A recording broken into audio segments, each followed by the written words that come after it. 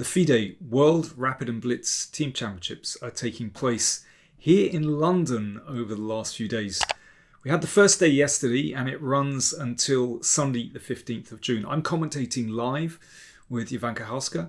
Do join us on the official site. It is great fun. There are over 50 teams, around about 400 players.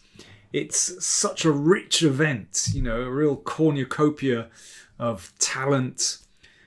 We've got superstars like Ali Reza Firouzja, Hikaru Nakamura. We've got old stars like Vishy Anand, Boris Gelfand.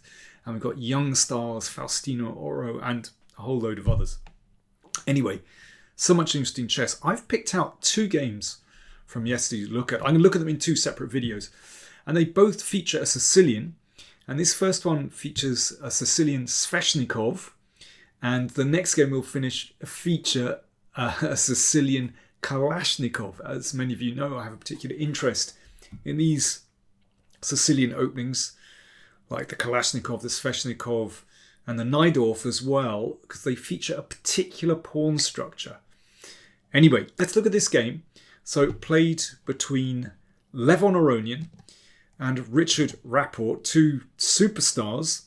And this was a really, really fascinating rough and tumble. So Levon playing, well, it looks like he's playing a closed Sicilian of some kind, but he leaves open the option to play d4, and after this he does indeed go into an open Sicilian. And Rapport plays the Sveshnikov variation. Knight d5, and then d6. So you can see this very familiar pawn structure with a backward d pawn. I have actually recorded a video in the past where I compared the Kalashnikov to the Sveshnikov. Just let me put things in context. This is the Kalashnikov. So black plays e5 immediately, and that's the main line. So there's a slight difference. In general, I would say the Sveshnikov is more complex than the Kalashnikov. There's certainly much more sharp lines to get to grips with after bishop g5. But Levon goes for knight d5. And this also leads to very, very complicated positions. This was featured in the 2018 World Championship match between Caruana and Carlsen. Carlsen put the knight back on... Rapport put the knight back on b8. Carlsen did this, and he also played knight e7. Both very interesting moves.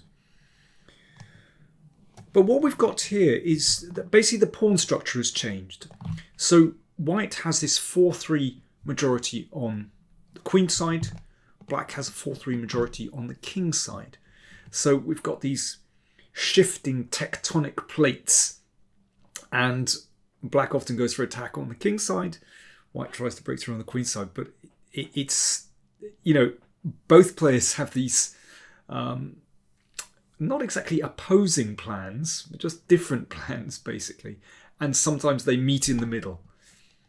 So Levon plays a4, just gaining space on the queen side, basically starting queenside operations. And then b4, which looks like a very funny move when the knight blocks the pawn, but that knight is going to be pushed back. And this pawn can aid in the advance, of course, later on. a6, knight gets knocked back, goes to a3, it's going to bounce out c4. And Carlsen in this position in one of the World Championship games played a5, and that was an absolutely wild game. But here Rapport played b6, and that's been played in quite a few games, and it's kind of the approved computer move. Knight c4, the knight bounces back into position and looks at these key squares. So d6 is often a weak point here. Rook b8 supporting that weak point. Bishop e3, so you can see there's a little bit of pressure on b6, which just, I mean, the moment the pawn is well defended, but it might be that white wants to play a5 and then throw the knight in on b6. That's potential. So here we go. Rapport gets going with his kingside counterplay. And you can see these pawns rolling down the board. I call this the steamroller in my Kalashnikov book, because this structure often arises from a Kalashnikov as well. So white has to think, how do you deal with f4? I think f4 is possible here, and then black could take and put the knight on f6 and maybe throw it into e4. It looks reasonable. But Aronian goes f3. I think this is a far riskier move. But Levon, well, he's not a man that's intimidated. And Richard plays f4, pushing the bishop back, which sort of gives black's pieces cover.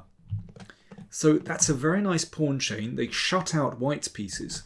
And then Rapport has a very simple plan of putting the rook to the h-file, and playing queen e8 to h5, and breaking through on the kingside. So Levon plays bishop d3, so that claims a nice diagonal, stops a piece coming to g6. And after queen e8, same plan, rook h6, queen h5, he then plays g4. So he's making sure that he's not going to be checkmated on the kingside. But of course, in playing g4, this starts to open up the position. Pawn takes pawn. Another tough decision for white. Do you recapture with the pawn or do you recapture with the bishop? Well, if pawn takes, then that just feels a little bit uncomfortable. Levon went bishop takes. And now if the rook goes to h6, well, there aren't going to be any threats here for the time being, and white will play f4. And that rook could just well be offside. So Rapport just put the rook back. So it means that one of these pieces, probably the knight, will reach f6. So it's just straightening out black's pieces. Although it looks like black hasn't achieved much over the last few moves, in the long term, white's king is a problem. Maybe even in the short term. Once that knight reaches f6, then the bishop will be free to move down to h3. Maybe the knight will come to h5. This is still very dangerous. So that's why Aronian pushed with f4. He's trying to get through to that pawn on d6. But it's really risky. His king is opening. So if pawn takes, yeah, you can see that's already quite a sensitive spot. So b5. So that pushes the knight away, but it looks crazy for black to do this, but at least it secures the center, basically. Yeah, it looks crazy because the knight is going to land on c6. I mean, this looks like trouble. But bishop f6 brings the bishop out of range of the knight and puts it on a good diagonal. Now, one could simply bring the rook up. It's a very, very complicated position. It's just unclear. But typical Aronian, he doesn't care about the rook in the corner. He'd rather just play his knight out to this beautiful square. So Rapport thought, why not? I'm going to take that in the corner. And then he hung on to the rook. So if we look at the material balance, white is now an exchange down, but has two very nice bishops and a knight on c6. But in fact, black is just one move away from coordinating pretty well with knight f6. So for example, if bishop takes pawn, an exchange of rooks, knight f6, and these pieces work very well actually. That rook can swing across the board. The d pawn is vulnerable. In fact, already black has the better position. So Aronian played rook e1, hitting the queen, and Rapport threw the knight in the way. Now after that exchange,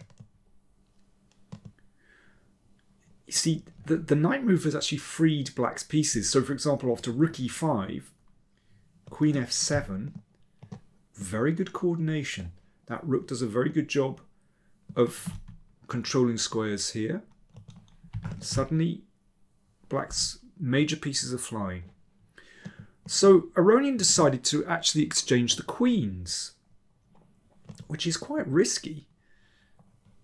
G6, nice move, gives the king a bit of room.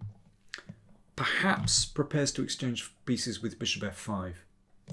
So if we look at the material again, Aronian has a knight and a pawn for a rook. It's a pretty good knight, but black is quite well coordinated. Now, I found Aronian's next move really surprising. I should add, this is a rapid play game. 15 minutes on the clock, plus 10 seconds each time they make a move.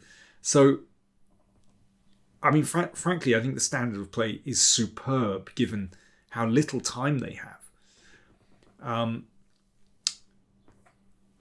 But yeah, I have to say, I kind of questioned Aronian's next move. It looked very strange to me.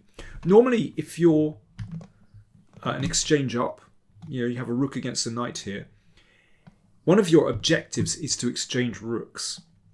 In that case, it makes it much easier for the king, for example, to approach the pawns.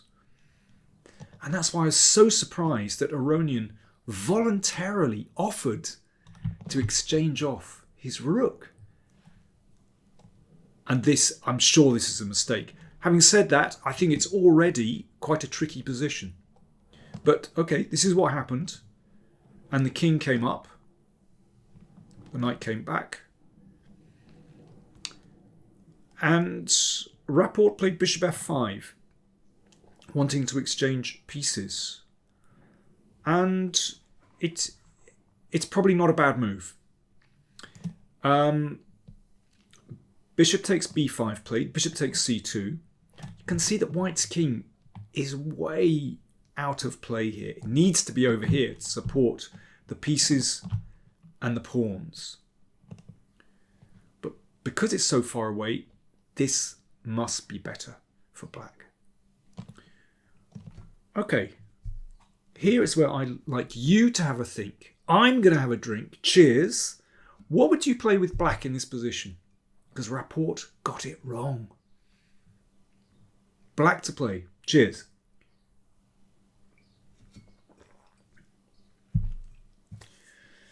Well, with just seconds on the clock, Rapport brought his king up the board. What you'd think should be the right move. The problem is, can you see that that king can't get closer to the pawns?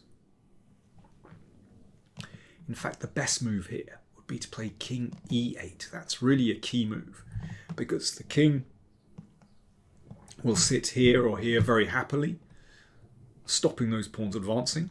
But also, notice this, white's king cannot join the pawns. That's crucial. And I think it looks very good for black. But after king f6, things were not so clear. King f2, you can see that king is about to sprint up the board. Now, in fact, it is still possible to hold this with black if you play really accurately, but I'm afraid with just seconds left, Rapport simply couldn't find a way to hold back the tide of queenside pawns, and it was white's queenside majority that broke through. Simple plan for white, just push them, support them and push them. And that was the final move. Nice spin with the knight. Of course, if rook takes pawn, then knight check and fork.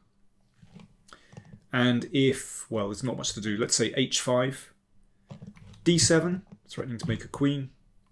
King here, king c6, king c7, there we go, the triumphant king march.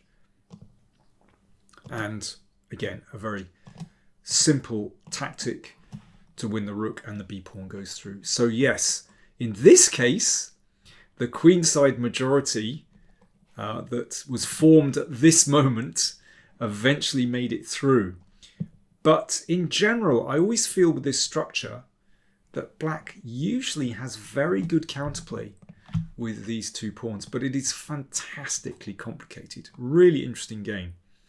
I have to say, I used to love playing this particular system as black. Interesting stuff. Anyway, do join us for the FIDE World Rapid and Blitz Team Championships taking place in London. I'm commentating on the official site with Jovanka Hauska. It's great fun. Starts at 2 p.m. UK time. Hopefully see you later.